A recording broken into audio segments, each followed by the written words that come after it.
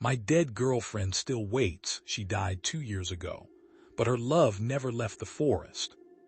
It was around 9 o'clock at night. The last bus stopped on the main road beside the forest.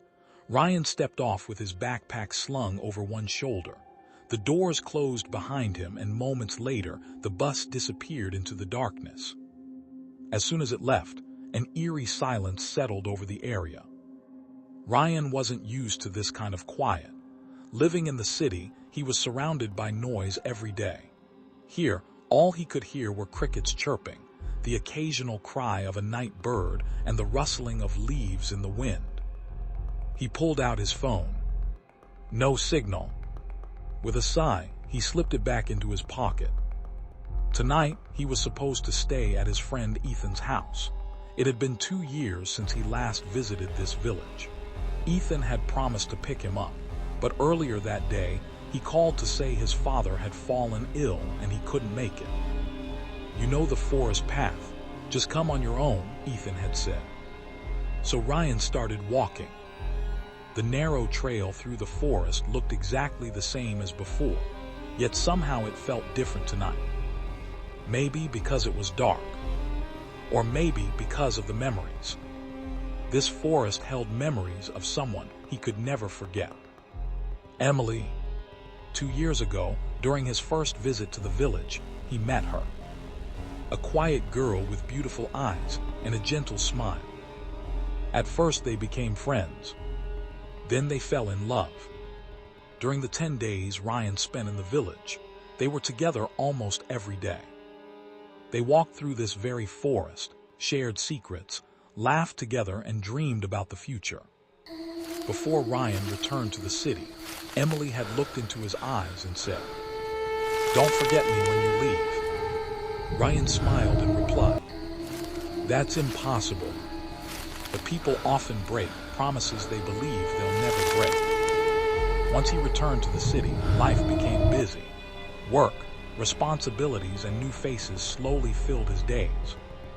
Their conversations became less frequent. Then one day, Ethan called with devastating news. Emily was dead. Nobody could clearly explain what had happened. All Ryan knew was that her body had been found near the forest one night. After hearing that news, he never returned to the village. Until now. As he walked deeper into the forest, memories flooded back. Suddenly, he thought he saw someone standing ahead. He stopped. A dark figure stood motionless in the distance. After staring for a few moments, he realized it was only the shadow of a tree. Ryan laughed nervously. "You're overthinking." He continued walking. A few minutes later, however, he felt something strange.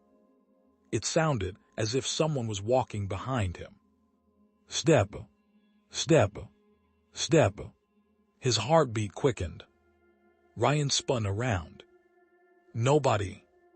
The path behind him was completely empty. He turned back and kept walking. Then the sound returned. Step, step, step. This time unease crept into his chest. A cold breeze drifted through the trees. Along with it came a familiar scent. Jasmine flowers. Ryan froze. Emily always wore jasmine flowers in her hair. The memory sent chills down his spine. No, it can't be. He tried to convince himself it was only a coincidence. Then he saw her. A young woman standing ahead on the path. She wore a white dress. Her head was lowered. Ryan's heart nearly stopped. "Who's there?" he called out. No response. "Hello." Slowly, the woman lifted her head. Moonlight touched her face. Ryan felt the blood drain from his body. It was Emily. Exactly as he remembered her. Not a day older. For several seconds, he couldn't speak. Finally, he whispered, "How is this possible?" A faint smile appeared on her lips. "You took a long time to come back, Ryan." It was her voice. The same voice he had never forgotten. "You're dead." Yes, she replied softly. But I was still waiting for you. Ryan couldn't understand what was happening. Was he dreaming? Was he losing his mind? Then he noticed something terrifying. There was no shadow beneath her, and her feet weren't touching the ground. She was floating. Every bit of courage left him. Ryan turned and ran. Branches scratched his face. Roots caught his feet. Yet he kept running. But after several minutes, he realized something impossible. He kept ending up in the same place. And every time, Emily was standing there, waiting. This time, there was no smile on her face. Only sadness. I didn't come to scare you, Ryan. Ryan stood frozen, struggling to breathe. Emily looked at him quietly before asking, "Did you ever think about me?" The question pierced straight through his heart. He couldn't answer, because he already knew the truth. He had thought about her many times. He just never came back. Emily smiled softly. "It's okay, you don't have to answer." The air around them grew colder. Her body slowly began to fade like mist. Before disappearing completely, she whispered, "Take care of yourself, Ryan." And then she was gone. The forest became silent once more, as if nothing had ever happened.